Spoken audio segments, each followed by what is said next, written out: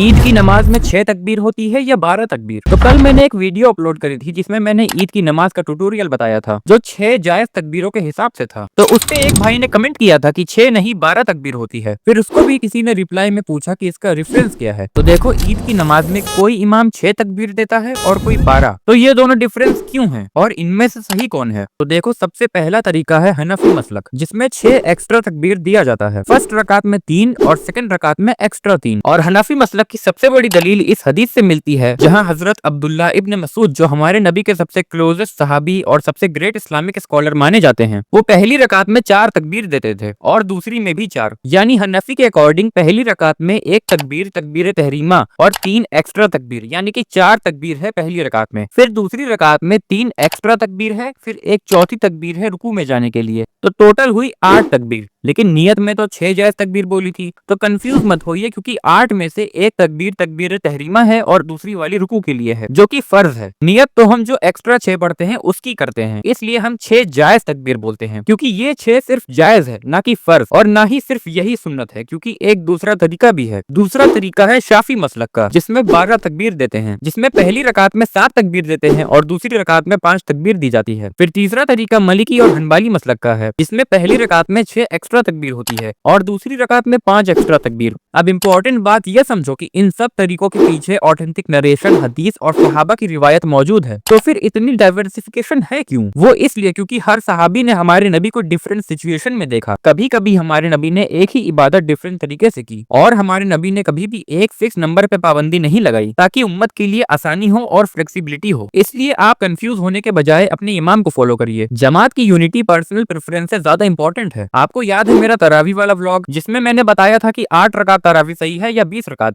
उसमें भी यही हुआ था कि हमारे नबी के बाद लोग अलग अलग तरीके से तरावी पढ़ना स्टार्ट कर दिए थे। इसलिए डाइवर्सिफिकेशन ना हो तो हजरत उमर बिन खत्ताब ने 20 रकात तरावी शुरू करवाई थी। उसके अलावा भी कुछ लोगों ने 8 रकात को सुन्नत से ज्यादा गरीब समझा। तो दोनों ही सही था, आपको बस वो फॉलो करना है जो आपके इमाम बताएं। आप जिस भी थॉट ऑफ स्कूल से ताल्लुक रखते हैं, चाहे हनफी, मलकी, शाफी, हनबली, सब कुरान और हदीस से ही निकल कर आए हैं, तो किसी में भी कुछ गलत नहीं है। बस सब लोगों में यूनिटी इंपॉर्टेंट है। तो मिलते हैं फिर नेक्स्ट ब्लॉग में। HSN signing off.